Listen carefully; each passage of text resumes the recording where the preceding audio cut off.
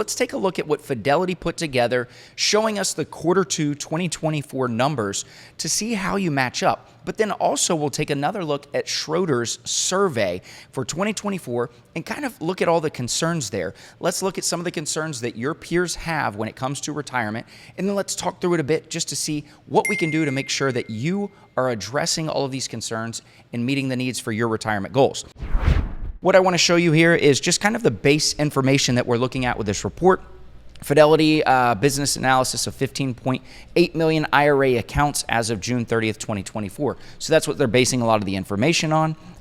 Also, they're looking here, savings behaviors and account balances for more than 48 million IRA, 401k, and 403b accounts. And then they broke it down even more to 26,000 corporate defined contribution plans and 24 million accounts as of June 30th, 2024. So that's where Fidelity is getting all of their numbers from when you're asking, well, where are these numbers even coming from? Because a lot of times these surveys are a little bit skewed, but Fidelity is primarily, I believe, the largest now 401k manager. And so they have a significant amount of accounts to be able to get this information. Now, it doesn't break it down by age. So let's just take a look and just look at what we've got here. Average retirement account balances, IRA. Q2 24 is 129,200, 401k 127, 403b 114. Now, if you look here, this is what you want to really focus on, is the growth on this. So what we're seeing with the growth right this second is we're continuing to see growth in these accounts. Now, why is that? Is it that people are contributing more? Get to that in a minute. But a lot of this we've seen is market growth. Market growth, the more money you have in the account, the more it's going to grow if it is invested. So it just makes sense that as the market grows, your account is going to grow. 401k savings rates remain consistent this quarter at 14.2%. So people are putting in a savings rate of 14.2% there with employer and employee contributions, 9.4 and 4.8. So how are you doing there? Are you putting in 9.4 yourself and getting a 4.8% match? That's kind of the average based on what we're seeing here.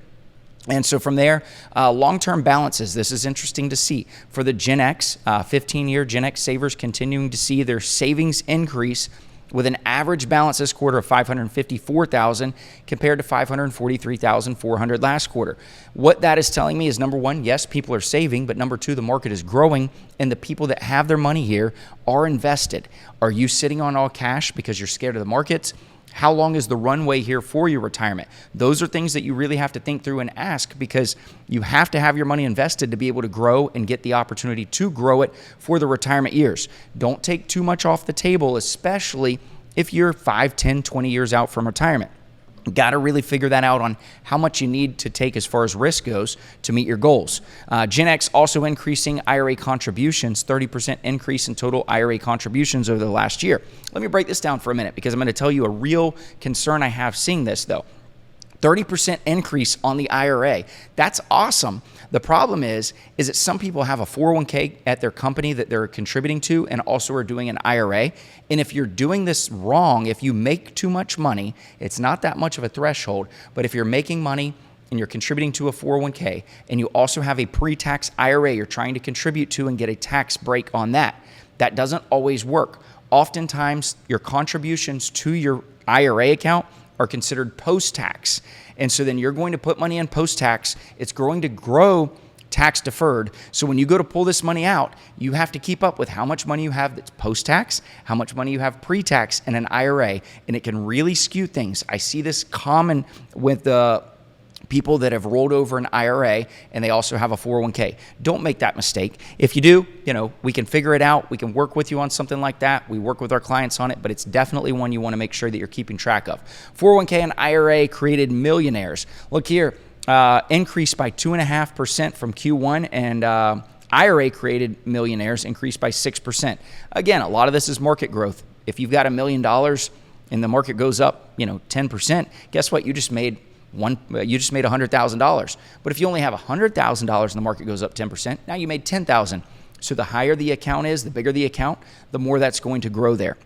Now let's take a look here at Schroders, because what I was telling you with Schroders is this is really breaking down the emotion of things. Let's talk through that for a minute, because we've got right here, if we go up to the very top, inflation is taking a toll on retirees. Well, guess what? If you're not a retiree, it's probably everybody. I mean, how many people are going to the grocery store? Let me know if you're going to the grocery store right now and you're sick every time you have to pay that bill, because it's significantly more than it was in 2019. 5 years later, we're paying a lot more money. Our money doesn't go as far. So less than half, 44% of Americans in retirement believe they've saved enough. Let me know if that's you. Have you saved enough? Do you really feel you're good? 24% are unsure. Well, if you're unsure, you really need to get a plan together and come up with something. And 32% are convinced they have not accumulated enough savings. What I would say is what's interesting here is I talk to a lot of people, a lot of our clients, and there's always the concern of, do I have enough? Will I have enough? And a financial plan does help solve a lot of these questions, but there's still the people who are always going to be uncertain. If they fill out a survey, they are going to be uncertain regardless of the situation. So I'm curious on, again, do you have enough, you think, and have been told you have enough, but you're still uncertain? I would think that in this scenario, a lot of these people are in that same scenario there with that 24% unsure. 47%, or nearly half of all retirees report their expenses in retirement are higher than they expected. That's an interesting one there. So make sure you're taking note of that. Make sure that you're planning for all of the different things there. 49% believe Medicare would cover more of their healthcare expenses. The top concerns, inflation lessening the value of assets. Absolutely, because inflation has really crushed everybody here recently. Higher than expected healthcare costs, major market downturn, reducing assets. So if there's a major market downturn, you've got to have your portfolio aligned properly to make sure that you're preparing for this. This shouldn't be as much of a concern if you've made the preparations, you've built the portfolios properly to make sure that you're accounting for that in the retirement years. Not knowing how to best generate or draw income or draw down assets and outliving assets. These right here, these top three, all can be addressed with a financial plan. Find somebody that can do a financial plan for you. I know some people, but if you're going with somebody, you just need to make sure that those are getting addressed. You're looking at the financial plan. Also, inflation. That's a stress test thing that we talk about here with Nest Egg. Really taking a stress test there and looking at that. From there, additional findings, just to break it down a little bit farther. 4% feel in retirement living the dream, 44% comfortable, 34% not great but not bad. You know, the not great but not bad. I'm going back to those, talking with our clients and looking at things, and they feel that, hey, I've got enough money, and I tell them they need to spend more, but they're just always really cautious with things. And those are the people that sometimes like, it's not great, but it's not bad. And then from there, you've got 15% struggling, 4% living the nightmare. These 4% and 15%, if that's somebody like you, you really need to talk to somebody. You've got to figure out what you need to do. You need to strategize. You don't need $10 million to go talk to an advisor.